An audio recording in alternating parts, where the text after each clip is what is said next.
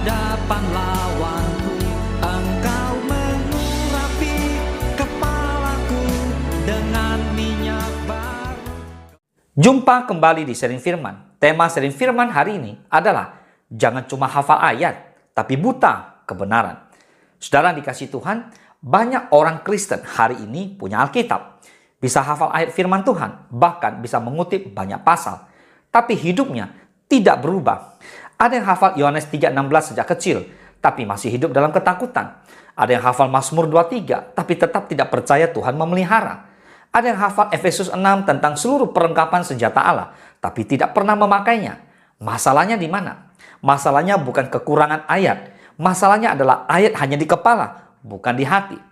Tuhan tidak sedang mencari orang yang pintar mengutip, tapi Tuhan mencari orang yang tunduk pada kebenaran. Boleh katakan amin? Nah saudara, mari kita buka Alkitab kita bersama-sama baca Yakobus 1 ayat ke-22. Tetapi hendaklah kamu menjadi pelaku firman dan bukan hanya pendengar saja. Sebab jika tidak demikian, kamu menipu diri sendiri. Saudara, ayat ini keras sekali. Yakobus tidak bilang kamu kurang pengetahuan, tapi ia berkata kamu menipu diri sendiri. Seorang yang membaca firman harus menjadi pelaku firman dan bukan hanya menjadi pendengar. Jika tidak demikian, artinya saudara kita sedang menipu diri sendiri. Jadi bukan kurang pengetahuan, tapi menipu diri sendiri. Saudara, hafal ayat bukan dosa, tapi menghafal tanpa melakukan adalah penipuan rohani.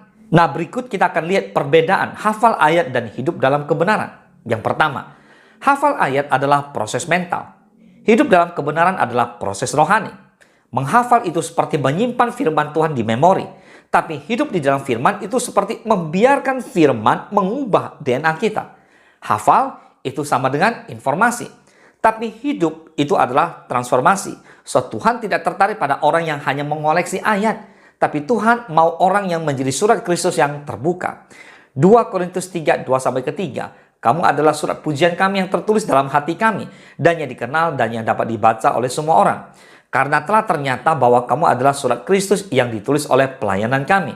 Ditulis bukan dengan tinta, tetapi dengan roh dari Allah yang hidup. Bukan pada lolo batu, melainkan pada lolo daging, yaitu di dalam hati manusia. Itu yang pertama.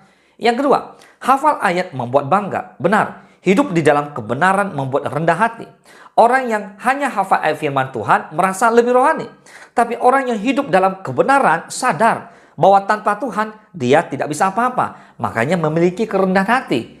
Orang Farisi adalah ahli Alkitab. Tapi Yesus berkata, kamu sesat sebab kamu tidak mengerti isi hati Tuhan. Matius 22 ayat 29. Saudara, orang Farisi hafal ayat loh. Tapi Yesus sebut mereka kuburan yang dilabur putih. Dan yang ketiga, hafal ayat bisa membuat keras hati. Hidup dalam kebenaran membuat lembut hati.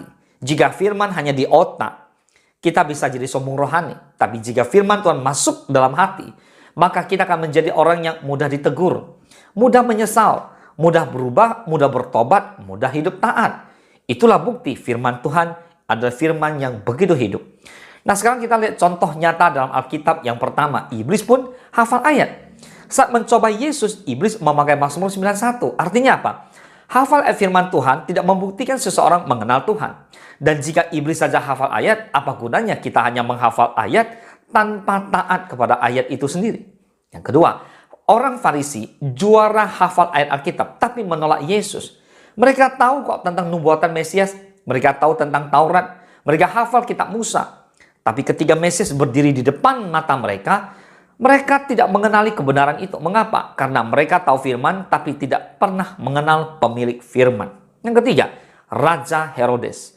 Tahu nubuat tapi tidak mau bertobat. Di Matius 2 ayat ke-4 dan ke-5 dikatakan, maka dikumpulkannya semua imam kepala dan ahli Taurat bangsa Yahudi.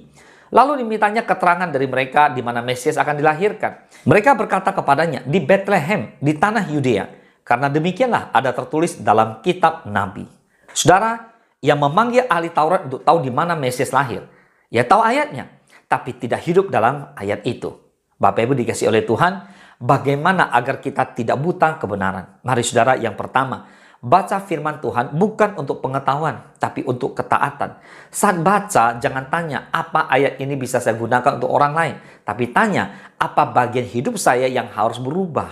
Amin. Yang kedua, Biarkan firman menegur, bukan hanya menghibur.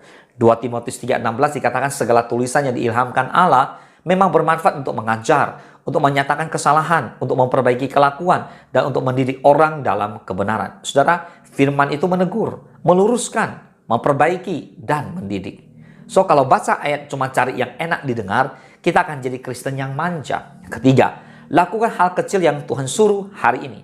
Kebenaran bukan dimulai dari hal besar. Kebenaran dimulai dari meminta maaf, mengampuni, berkata jujur, memutuskan dosa kecil, memperbaiki karakter sehari-hari. Nah, saudara, setan tidak takut dengan ayat yang kita hafal. Setan takut dengan ayat yang kita taati. Amin.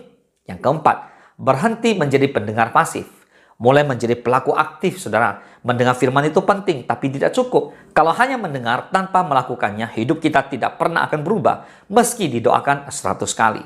Bisa bayangkan ada seseorang punya resep makanan sehat. Ya hafal semua bahannya, hafal langkah-langkah buatnya, bahkan bisa ceramah panjang soal kesehatan. Tapi tidak pernah masak, tidak pernah makan makanan itu. Akibatnya, tubuhnya tetap sakit.